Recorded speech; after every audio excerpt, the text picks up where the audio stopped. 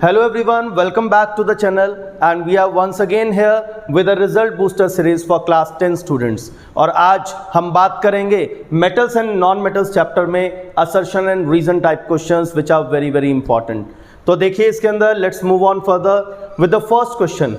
आप सब लोग जानते हैं कि assertion reasons के अंदर we always have two statements, हमारे पास दो statements होती हैं, one is called as assertion and the second is called as reason।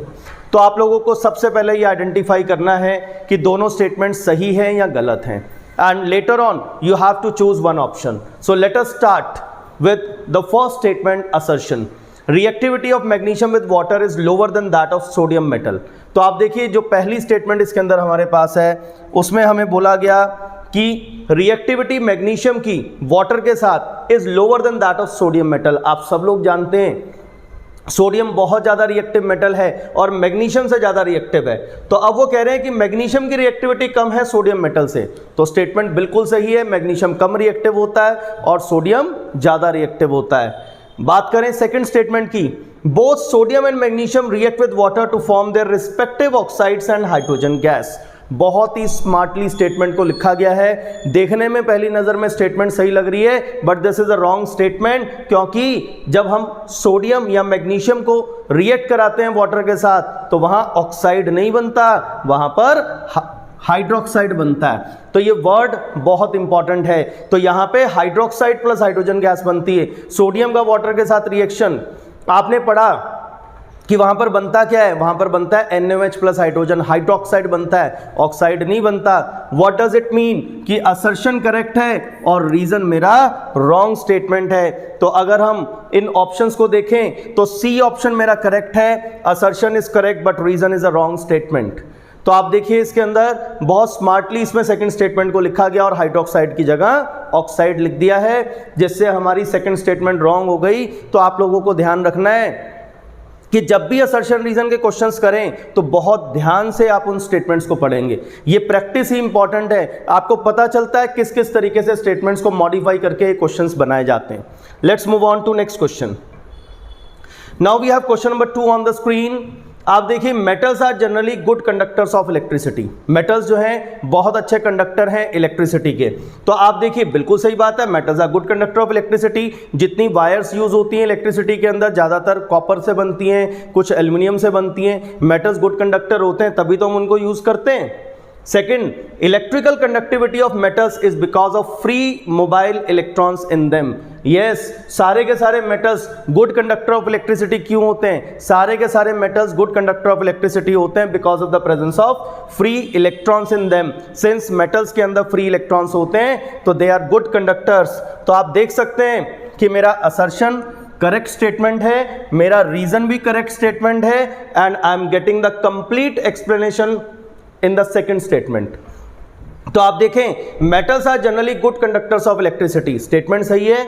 Electrical conductivity of metals is because of free mobile electrons in them. Free electrons हैं इसीलिए metals good conductor of electricity होते हैं। इसका मतलब I am getting the correct explanation of assertion in the second statement. So reason is the correct explanation of assertion, so the correct option is A. Both assertion and reason are correct statements and reason is the correct explanation of the assertion.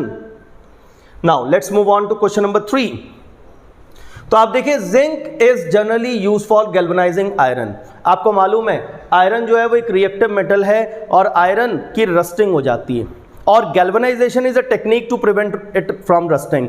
Iron को rusting से protect करने के लिए हम galvanisation करते हैं और galvanisation में आयरन के ऑब्जेक्ट के ऊपर हम लोग जिंक की कोटिंग कर देते हैं। तो इसका मतलब मेरी पहली स्टेटमेंट असर्शन तो करेक्ट है। बात करते हैं सेकंड स्टेटमेंट रीजन की। Zinc is less prone to oxidation than iron. Zinc जो है वो ऑक्सीडेशन के लिए लेस प्रोन है, यानी कि उसकी रिएक्टिविटी कम है, उसका कम ऑक्सीडेशन होता है। तो आप देखिए आयरन और जिंक में जिंक लेस रिएक्टिव है, जिंक को ऑक्सीडेशन देर से होता है, तो ये गलत स्टेटमेंट है। जिंक को हम यूज ही इसीलिए करते हैं क्योंकि जिंक ज़्यादा रिएक्टिव है आयरन से। तो मैं आप लोगों को बता दूं कि जिंक की कोटिंग आयरन पे करना बेनिफिशियल कैसे है। आप देखिए मान लीजिए कि आपके पास एक आयरन का ऑब्जेक्ट है, से एक बकेट है। अब उस बकेट के ऊपर हम लोग क्या करना चाहते हैं, हम उस बकेट को रस्टिंग से प्रोटेक्ट करना चाहते हैं।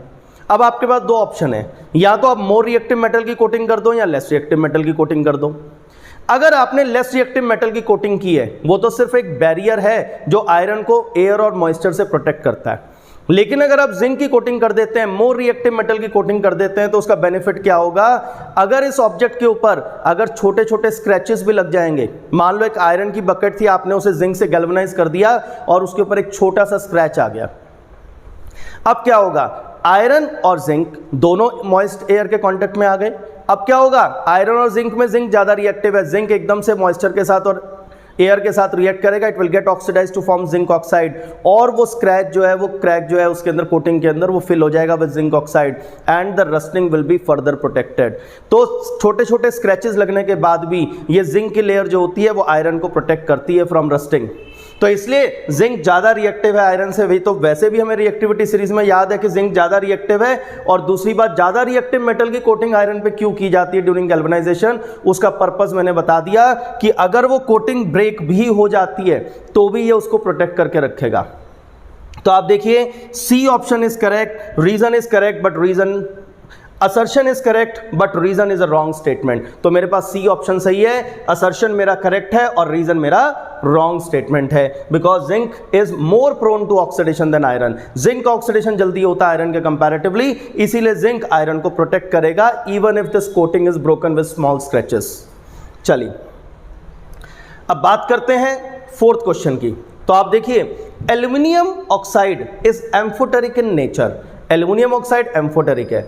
आपने मेटल्स के ऑक्साइड्स के बारे में पढ़ा है कि metal oxides are generally basic in nature, लेकिन कुछ ऑक्साइड्स ऐसे होते हैं जो एसिडिक और बेसिक दोनों बिहेवियर शो करते हैं, उनको हम लोग कहते हैं एम्फोटेरिक ऑक्साइड्स। और इसमें दो एग्जाम्पल बड़े इंपॉर्टेंट है आपके लिए, याद कर लीजिए, एक एल्यूमिनियम ऑक्साइड और एक जिंक ऑक्साइड। एल्यूमिनियम ऑक्साइड की नेचर भी एम्फोटेरिक है और जिंक ऑक्साइड की नेचर भी एम्फोटेरिक होती है। तो आप देखिए, aluminium oxide is amphoteric in nature, तो assertion is a correct statement. Reason की बात करूं, non metals generally form acidic oxides. Non metals generally acidic oxides बनाते हैं, तो स्टेटमेंट तो ये भी सही है। जनरली वर्ड लिखने से बात बिल्कुल सही हो जाती है, नहीं तो कुछ नॉन मेटेलिक ऑक्साइड्स न्यूट्रल भी होती हैं, जैसे CO, ठीक है, carbon monoxide, NO, N2O, nitrogen के कुछ ऑक्साइड्स, तो ये जनरली एसिडिक होते हैं नॉन मेटेलिक ऑक्साइड्स जनरली, लेकिन कभी कभी न्यूट्रल भी बनाते हैं। तो जनरली लिखने की वजह से स्टेटमेंट सही हो गई। तो आप देखो, स्टेटमेंट असर्शन भी सही है, रीजन भी सही है, लेकिन क्या इस सेकंड स्टेटमेंट से ये प्रूव होता है कि एल्यूमिनियम ऑक्साइड एम्फोटेरिक है? नो, इंडिविजुअल स्टेटमेंट्स हैं। तो इसका मतलब मेरा आंसर बी है। Both assertion and reason are correct statements but reason is not the correct explanation of assertion. ये उसका करेक्ट एक्सप्लेनेशन नहीं है। चलिए, now let's move on to next question. Metals can be changed और moulded into different shapes. हम metals को अलग अलग शेप्स में मोल्ड कर सकते हैं, ठीक है, बात बिल्कुल सही है। मेटल के तो इतने सारे ऑब्जेक्ट्स आपके सामने आते हैं। Metals are malleable, yes, they can be beaten into thin sheets. Metals के ऊपर हैमरिंग करो तो वो थिन शीट्स में चेंज हो जाते हैं, इसीलिए उनको हम डिफरेंट शेप्स में मोल्ड कर सकते हैं। तो इसका मतलब रीजन भी करेक्ट स्टेटमेंट है। और यहाँ पे अगर हम आंसर देखें कि क्या हमें असर्शन का करेक्ट एक्सप्लेनेशन रीजन में मिलता है, तो my answer is yes, both assertion and reason are correct statements and reason is the correct explanation of assertion. तो ये आपके पास ए ऑप्शन करेक्ट हो गया। चलिए next question, question number 6। Lead has dull appearance. देखो, वैसे तो जितने भी मेटल्स होते हैं दे हैव शाइनी अपीयरेंस, उनका जो सरफेस होता है वो शाइनी होता है, लस्ट्रस होता है, लेकिन lead is the only metal जिसका डल अपीयरेंस होता है, जिसके सरफेस पे शाइनिंग नहीं होती। तो आप देखिए, लेड हैज डल अपीयरेंस, बात सही है। And iodine crystals are shining. Iodine एक ऐसा नॉन मेटल है जिसका लस्ट्रस सरफेस होता है, तो आयोडीन इज लस्ट्रस। तो स्टेटमेंट मेरी बिल्कुल सही है। एक्चुअली दोनों एक्सेप्शनल केसेस हैं, ये दोनों ही एक्सेप्शनल केसेस हैं, लेड का डल अपीयरेंस होना और आयोडीन का शाइनिंग सरफेस होना। तो ये दोनों ही एक्सेप्शनल हैं मेटल्स और नॉन मेटल्स में। तो अब आप देखिए, lead is a non metal, तो ये तो गलत स्टेटमेंट है क्योंकि लेड तो मेटल होता है। Iodine is a metallic solid, ये भी गलत है क्योंकि आयोडीन नॉन मेटल है, ग्रुप 17 में है। फ्लोरीन, क्लोरीन, ब्रोमीन, आयोडीन और सारे के सारे नॉन मेटल्स हैं, ठीक है। तो इसका मतलब reason is a wrong statement. तो आप देखिए, असर्शन सही, रीजन गलत, तो मेरा आंसर हो गया सी पार्ट, ठीक है। असर्शन सही है, रीजन गलत है, तो मेरा आंसर क्या हो जाएगा? Answer will be C part. चले, let's move on to the next question. देखिए सबसे इंपॉर्टेंट ही है क्वेश्चन को रीड करना। जिसने क्वेश्चन को अच्छे से रीड कर लिया, खासतौर से असर्शन रीजन के अंदर, सिर्फ वही स्टूडेंट मुझे करेक्ट आंसर दे पाएगा। ठीक है, चलिए let's read assertion. When zinc is added to a solution of iron second sulfate, हमने क्या किया, हमने जिंक डाला है किसमें, आयरन सेकेंड सल्फेट यानी कि FeSO4 के अंदर। No changes observed. अब देखो जिंक तो आयरन से ज़्यादा रिएक्टिव होता है, हम सब लोग जानते हैं, तो जिंक तो आयरन को डिस्प्लेस कर देगा और यहाँ पर तो रिएक्शन होता है ZnSO4 प्लस Fe, और ये कह रहे हैं कि नो चेंजेस ऑब्जर्व, तो ये तो स्टेटमेंट गलत हो गई असर्शन। और दूसरी स्टेटमेंट में वो कहते हैं zinc is more reactive than iron, ये स्टेटमेंट सही है कि जिंक जो होता है वो आयरन से ज़्यादा रिएक्टिव होता है। तो इसका मतलब मेरा करेक्ट ऑप्शन हो गया D, assertion is wrong and reason is a correct statement.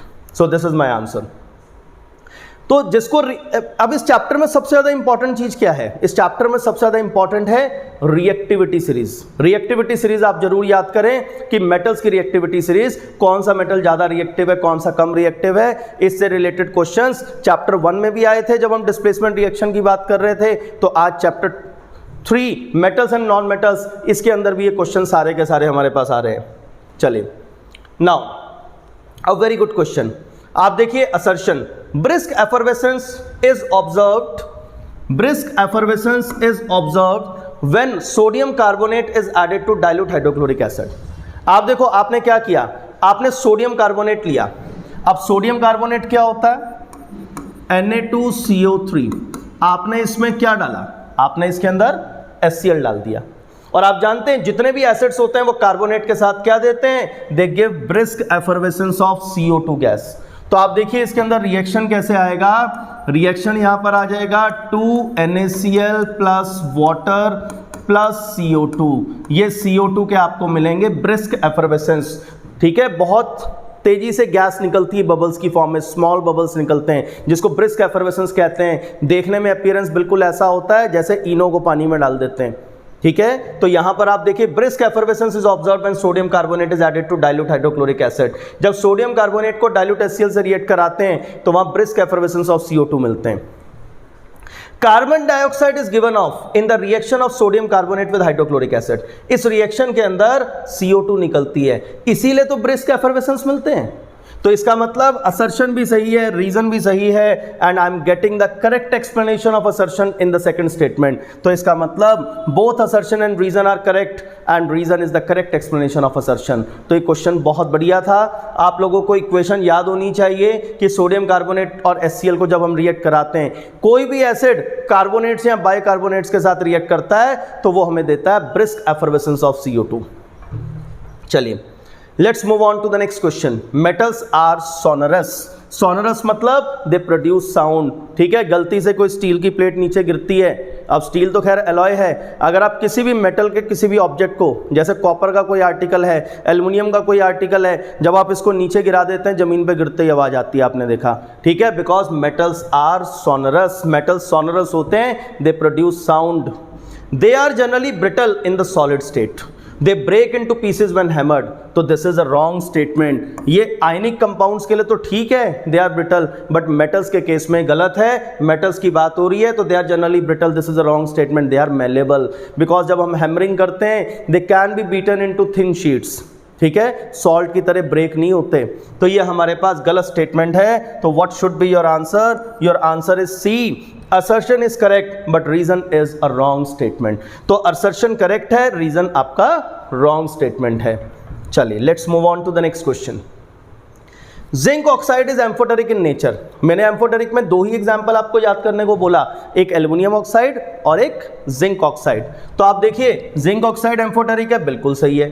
Zinc oxide reacts with both acids and bases, अरे तभी तो एम्फोटेरिक है। इट मींस मेरा आंसर है A part. Both assertion and reason are correct statements and reason is the correct explanation of assertion. तो zinc oxide amphoteric है, क्यों? क्योंकि ये बोथ एसिड्स एंड बेसिस दोनों के साथ रिएक्ट करती है, इसलिए ये एम्फोटेरिक ऑक्साइड है।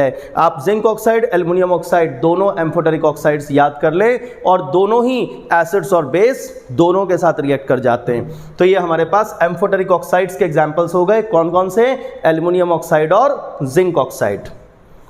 Let's move on to the next question. Assertion, a sodium atom forms unipositive cation. अब देखो सोडियम एटम है, यूनिपॉजिटिव कैटायन बनाता है। आप देखिए जैसे सोडियम की मैं बात करता हूँ, इट्स एटॉमिक नंबर इज 11, तो इलेक्ट्रॉनिक कॉन्फ़िगरेशन हो गया 281। कौन कौन सी शेल्स हैं? K, L और M।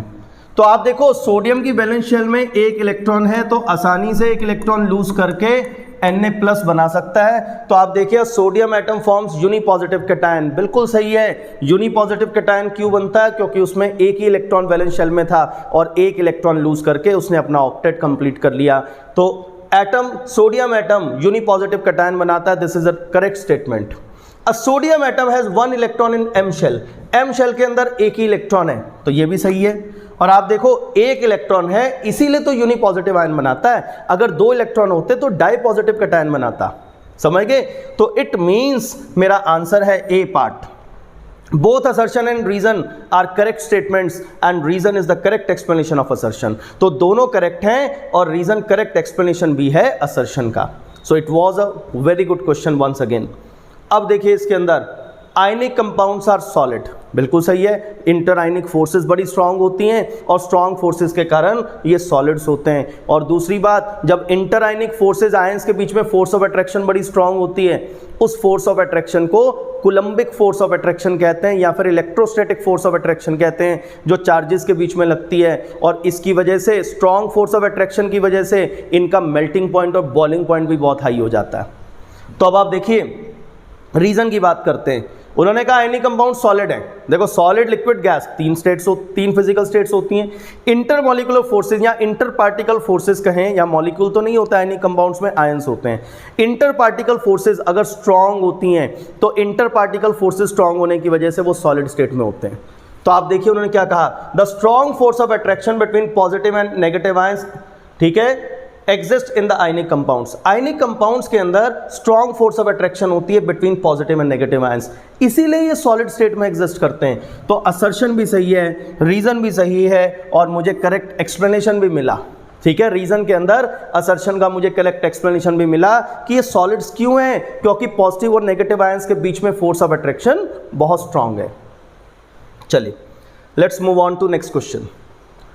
Ionic compounds are brittle. जी बिल्कुल, आयनिक कंपाउंड्स ब्रिटल होते हैं, हार्ड भी होते हैं और ब्रिटल भी होते हैं। Ionic compounds are hard and brittle, I should tell you. लेकिन अगर आप उसकी हैमरिंग करते हैं तो वो टूट जाते हैं। ठीक है, ब्रिटल का मतलब होता है ऑन हैमरिंग द ब्रेक। अगर घर में फिटकरी पड़ी है तो उस फिटकरी के ऊपर हैमरिंग करो, वो टूट जाती है। सॉल्ट के बड़े बड़े पीसेस, सॉलिड सॉल्ट आता है मार्केट के अंदर, अगर बड़े बड़े सॉल्ट के पीसेस लाएं, उसकी हैमरिंग करें तो वो टूट जाता है। तो आप देखिए आयनिक कंपाउंड्स आर ब्रिटल, बात बिल्कुल सही है। Ionic compounds break into pieces when pressure is applied. जब आप इनके ऊपर प्रेशर लगाते हैं तो ये ब्रेक इनटू पीसेस, इसीलिए तो ब्रिटल है। बिल्कुल सही है, असर्शन सही, रीजन सही और करेक्ट एक्सप्लेनेशन भी मिल गया मुझे। आयनिक कंपाउंड्स ब्रिटल होते हैं। यस, क्यों ब्रिटल होते हैं? बिकॉज जब हम उनके ऊपर प्रेशर अप्लाई करते हैं तो दे ब्रेक इनटू पीसेस, इसलिए ये ब्रिटल होते हैं। So you have got the correct answer also. चलिए let's move on to the next question. Ionic compounds are good conductors of electricity in all physical states. देखो electricity conduct करेंगे जब ions are free to move. Ionic compounds के बारे में आपने एक चीज पढ़ी है, they do not conduct electricity in solid state. आपने एक बात पढ़ी है, ionic compounds do not conduct electricity in solid state, they conduct electricity only in aqueous state और इन मोल्टन स्टेट। या तो मोल्टन स्टेट में ions are free to move, या फिर एक्वस सॉल्यूशन के अंदर ions are free to move. They conduct electricity only in molten and aqueous state. लेकिन question में क्या लिखा है असर्शन के अंदर, ionic compounds are good conductors of electricity in all physical states. This is a wrong statement, ये statement गलत है। तो ionic compounds are good conductors of electricity in molten and aqueous state, they are not good conductor and they don't conduct electricity in solid state. तो इसका मतलब statement हो गई गलत। Ionic compounds are water soluble, ये सही है, सारे आयनिक कंपाउंड्स वाटर सॉल्युबल होते हैं। तो मेरा करेक्ट आंसर है D, assertion is wrong and reason is correct. ठीक है, तो मेरा आंसर हो गया डी। तो क्वेश्चन को बहुत ध्यान से पढ़ना होता है और गलती को ढूंढना होता है कि क्या एरर है। अब देखिए noble gases are chemically inert. Noble gases, helium के अंदर ड्यूप्लेट कंप्लीट है और बाकी सारी नोबल गैसेस के अंदर ऑक्टेट कंप्लीट है, तो उन्हें रिएक्ट करने की क्या जरूरत है? तो noble gases are chemically inert, बात बिल्कुल सही है, they have complete octet, octet पूरा है इसीलिए ये इनर्ट होते हैं, ठीक है। हीलियम एक एक्सेप्शन है बट उसको इग्नोर करना पड़ेगा, इन जनरल स्टेटमेंट बिल्कुल सही है, दे हैव कंप्लीट ऑक्टेट। और अगर ब्रैकेट में यहां लिखा होता कि एक्सेप्ट हीलियम तो मजा आ जाता, लेकिन जनरल स्टेटमेंट सही है अभी भी, तो हम इसको सही मानेंगे। और आप देखिए ऑक्टेट कंप्लीट है इसीलिए तो केमिकली इनर्ट है, तो इसका मतलब both assertion and reason are correct and reason is the correct explanation of assertion, तो मेरा आंसर जो है दैट इज ए, ठीक है। तो स्टेटमेंट दोनों सही हैं, लेकिन हाँ इस सेकंड स्टेटमेंट का एक्सेप्शन जरूर है, दैट इज हीलियम, पर उस एक्सेप्शन को इतना फोकस नहीं करना कि हम इस स्टेटमेंट को गलत कह दें। इन जनरल अगर हम कहते हैं noble gases have complete octet, तो इट इज करेक्ट, क्योंकि लगभग सभी नोबल गैसेज में ऑक्टेट कंप्लीट है, only helium is the exception. इसे अगर हम कहें metals are good conductor of electricity, तो ठीक है, मेटल्स आर सॉलिड, ठीक है, मरकरी लिक्विड है तो क्या हुआ, मेटल्स आर जनरली सॉलिड। चले, तो यहां पे हम लोगों ने देखा कि बहुत ही इंपॉर्टेंट क्वेश्चंस हमने आपको कराए यहां पर असर्शन एंड रीजन से related. Now we are in the end of this lecture. अब देखिए इतने सारे इंपॉर्टेंट क्वेश्चंस आप लोगों को कराए, इससे पूरा का पूरा चैप्टर रिवाइज हो जाता है। आपने एमसीक्यूज कर लिए हैं, आपने असर्शन रीजंस कर लिए हैं, तो चैप्टर के नोट्स ब्रीफ में जो आपने बनाए हैं उनको ध्यान से पढ़ें, जो भी बुक आपके पास है नोट्स को अच्छे से करें, और क्वेश्चंस की practice we are giving you enough practice in the form of MCQs, assertion reasons, and very shortly we will be giving you the videos related to case based questions also. एक नया pattern board में आने की उम्मीद है जिसको हम लोग कहते हैं एनालॉजी बेस्ड क्वेश्चंस, तो वो एनालॉजी बेस्ड क्वेश्चंस भी हम आप लोगों को कराएंगे। अभी आज के लिए इतना ही बस। अगर ये लेक्चर्स आप लोगों के लिए फ्रूटफुल हैं, then share it with all your friends so that they all must get benefited. So that's all for this video and we will meet you in another video. Thank you everyone.